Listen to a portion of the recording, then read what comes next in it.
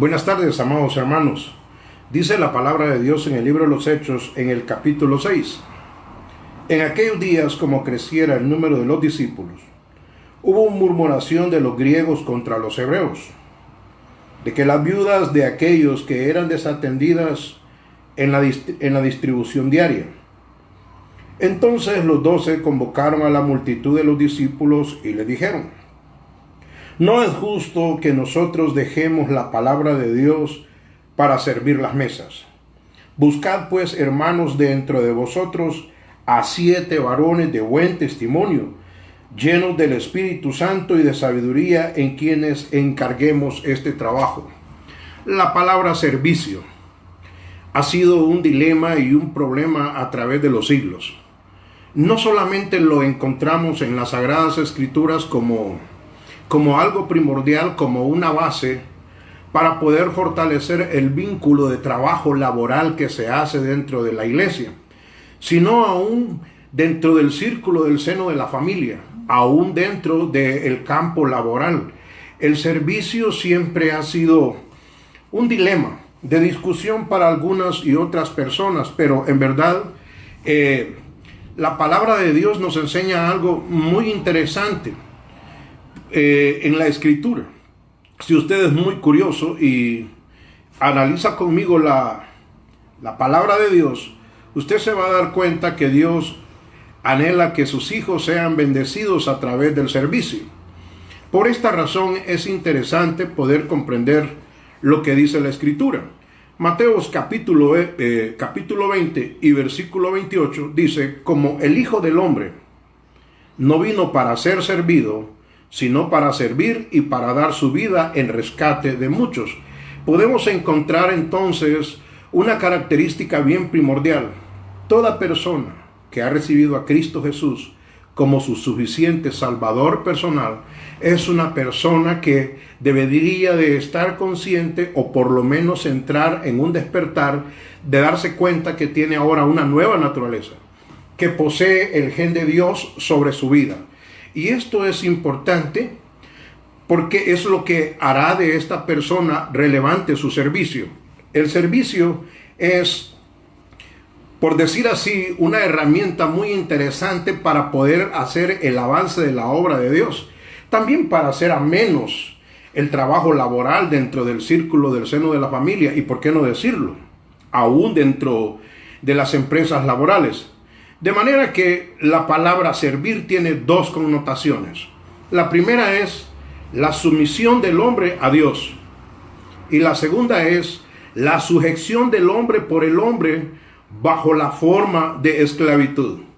Para que me lo comprendan de la mejor manera, la palabra servir viene del original griego, que tiene 3 características interesantes. La primera es diácono, otros le llaman diaconeo, que es prestar servicio por voluntad propia. Analicemos la palabra de Dios, el libro de San Marcos. Vamos a ver. Libro de San Marcos, el capítulo 9, versículo 35. Dice la palabra de Dios: entonces él se sentó y llamó a los 12 y les dijo, hablando Jesucristo: si alguno quiere ser el primero, será el postrero de todos y el servidor de todos. El servicio no solamente, o el servir a los demás a voluntad propia, no solamente te trae una satisfacción, no solamente te trae el ser lleno de gracia y que seas una persona al cual siempre te estén tomando en cuenta por lo que haces y te recuerden por lo que haces, sino que también te hace dar un buen nivel espiritual. Hace que tu liderazgo tome forma, tome carácter, que tu liderazgo tome mucha autoridad. De manera que servir por voluntad propia a los demás es una bendición. El libro de San Juan, el capítulo 12, versículo 26, dice otra vez el Señor Jesucristo: si alguno me sirve, sígame, y donde yo estuviere, ahí también estará mi servidor. Si alguno me sirviere, mi Padre le honrará. Es decir, la Escritura dice que Dios honra a los que le honran. El servicio entonces es algo primordial que debemos de prestarle atención toda persona que nos consideramos nacidos de nuevo, toda persona que hemos recibido a Cristo como nuestro suficiente Salvador personal, y darnos cuenta que es la herramienta que nos va a dar un buen nivel de liderazgo. Quiero animarte a que tú, que perteneces a una congregación, te acerques a tus líderes, te acerques a tus pastores, te acerques a tus mentores, a tus maestros, y te pongas a la orden para servir. El servir es un privilegio. Hay un adagio que dice: el que no vive para servir, no sirve para vivir. Es de manera que podemos comprender nosotros en esta preciosa tarde que el servicio te trae una satisfacción. También la palabra servir viene de otro griego, otra raíz griega, que es douleo. Otros le llaman doulos, como lo quieras. Esto quiere decir servir como un esclavo. El libro de Colosenses, capítulo 3, versículo 22 al 24 dice: siervos, obedeced en todos a vuestros amos terrenales, no sirviendo al ojo, como los que quieren agradar a los hombres, sino con corazón sincero, temiendo a Dios. Versículo 23. Y todo lo que hagáis, hacedlo de corazón como para agradar al Señor y no para agradar a los hombres. Versículo 24. Sabiendo que del Señor recibirás la recompensa de la herencia, porque a Cristo el Señor servís. De manera que hay una gama de bendiciones que te ofrece el servir hacia los demás y el poder comprender que es parte de tu nuevo nacimiento, que son frutos que deben de desarrollarse en esa nueva criatura que tú como hijo de Dios posees. Si pudiéramos fortalecer esta experiencia con el libro de Gálatas, pudiéramos analizar en el capítulo 5, el versículo 13. Dice: porque vosotros, hermanos, a libertad fuisteis llamados, solamente que no uséis la libertad como ocasión para la carne, sino servíos por amor. No solamente dice, sino servíos por amor los unos a los otros. Es decir, rompes completamente el esquema de tu vieja naturaleza, en el cual, en la información que teníamos en el mundo, en nuestra propia naturaleza es: yo sirvo por lo que me pagan. Si tú me pagas, yo hago algo. Si tú vas a un trabajo y te recomiendan que hagas algo extra, dice: no, yo no fui contratado por eso. Y esta es completamente la diferencia que hace una persona que ha pasado de las tinieblas a la luz admirable. Recuerden lo que Jesús decía: si te piden una capa, préstadela, y si te piden llevarla una milla, llévale dos. De manera que una persona que es nacida de nuevo hace su servicio o el servir a los demás por amor, no solo a lo que Cristo ha hecho en él, sino por los beneficios y los favores que él ha recibido y que ya es que es parte de su nueva naturaleza espiritual. De manera que encontramos otra raíz griega bien interesante de la palabra servir, que viene del griego latreu, es decir, santidad del servicio religioso.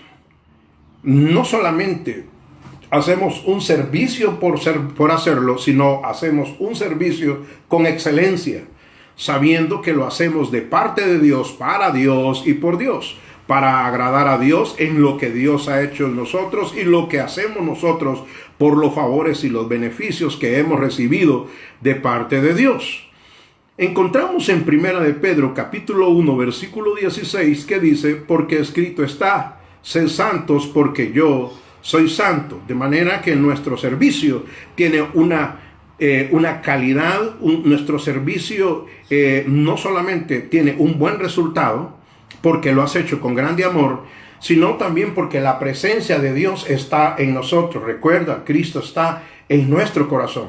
Termino entonces en esta preciosa tarde diciéndote, el servir es importante.